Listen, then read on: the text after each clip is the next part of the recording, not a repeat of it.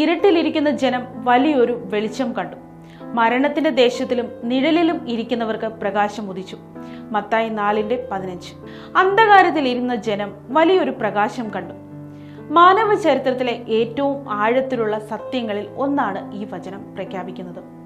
അന്ധകാരം എന്നത് വെറും വെളിച്ചക്കുറവ് മാത്രമല്ല, അത് നിരാശയുടെ, പാപത്തിന്റെ, ദുഃഖത്തിന്റെ, ദൈവത്തിൽ നിന്ന് അകന്നു പോകലിന്റെ പ്രതീകമാണ്.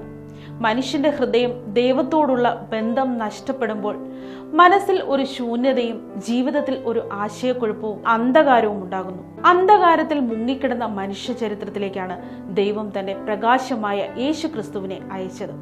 ഈ പ്രകാശം ജീവിതത്തെയും കാരുണ്യത്തെയും പൂർണ്ണതയെയും വെളിപ്പെടുത്തുന്ന ദൈവിക സാന്നിധ്യമാണ്. പ്രകാശം വന്നാൽ എന്താണ് ശരി, എന്താണ് തെറ്റ്, എന്താണ് ദൈവഹിതം എന്ന് വ്യക്തമായി കാണാം. യേശുവിൻ്റെ വചനമാണ് ഒരു ഭൗതിക ദീപം പോലെ നമ്മുടെ ഓരോ ദിനത്തെയും നയിക്കുന്നത്. എത്രയേറെ വിഷമം നിറഞ്ഞ രാത്രിയും ഒടുവിൽ അവസാനിക്കുന്നു, അല്ലേ? അതുപോലെ ദൈവത്തിന്റെ പ്രകാശം ഒരാളുടെ ജീവിതത്തിലേക്ക് വന്നാൽ ദുഃഖം പ്രത്യാശയാകുന്നു, തകർച്ച പുതിയ തുടക്കമാകുന്നു. ദൈവത്തിന്റെ പ്രകാശം ഒരിക്കലും തോൽക്കുന്നില്ല. അന്ധകാരത്തിന്റെ ശക്തിക്ക് അതിനെ തടുക്കാനാവില്ല. യേശുവിന്റെ പ്രകാശം നമ്മുടെ ഹൃദയത്തിലും ഭവനത്തിലും സമാധാനം, ശക്തി, ദൈവിക പ്രത്യാശ എന്നിവ നൽകട്ടെ. ദൈവം നമ്മെ അനുഗ്രഹിക്കട്ടെ.